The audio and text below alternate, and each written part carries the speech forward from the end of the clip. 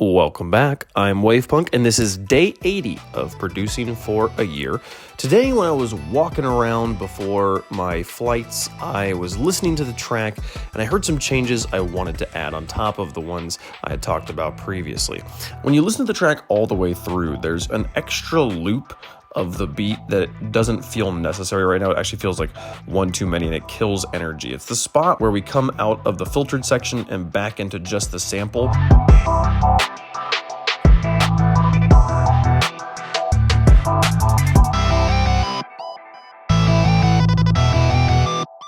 It's just a little bit too long in that spot. But I do like the idea of having just the sample be there from like a measure and then having the full beat come in. It creates kind of almost this false drop that makes the full drop feel more impactful. So let's take all that out. Let's move everything around and make that happen. This process took me way longer than it should have because Complete Strangers just kept being the weirdest in my personal space. This one family kept lingering with like no sense of direction, but with this like they had like this anxious urgency, like they were late for a flight, but they didn't know what gate it was at or where it was going. Meanwhile, they are literally sitting just eating snacks. It confused me so much, and they kept like trying to, they sat like right next to me at first, and I had to like move, and then they kept walking past me. The cleaning ladies kept like coming under and like insisting on cleaning directly under my seat at the same time. So it was all a little bit overstimulating and annoying, but eventually we got this, and I do like this much more.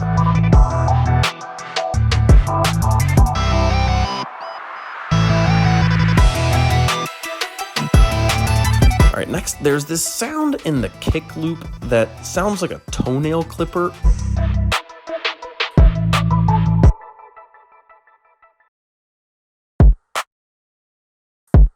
And at first, I was like, I don't love that, but it's fine, it's variety. But now after listening to it more, I really don't like it. Weirdly, when I zoom in on the section of the loop, there doesn't appear to be any data, but when you loop it and solo it, you can clearly hear it.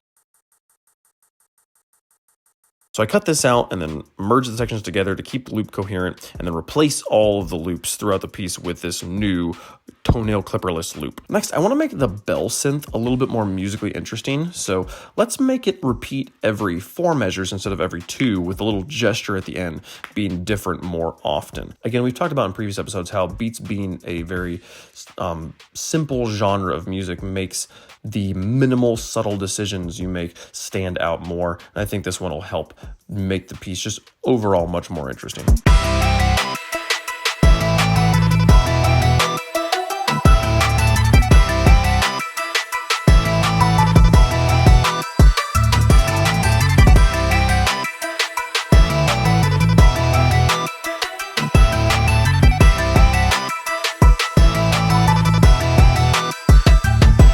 Lastly, I changed the bass on the final loop to be more aggressive and continuous, and I layer on an additional beat sample to beef it up and differentiate it from the loop that preceded it to give that final high energy section more additional energy.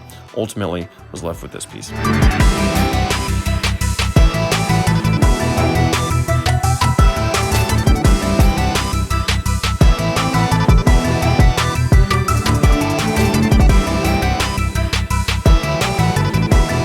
That's all I had time for today. Flight's boarding again. See you guys back at home.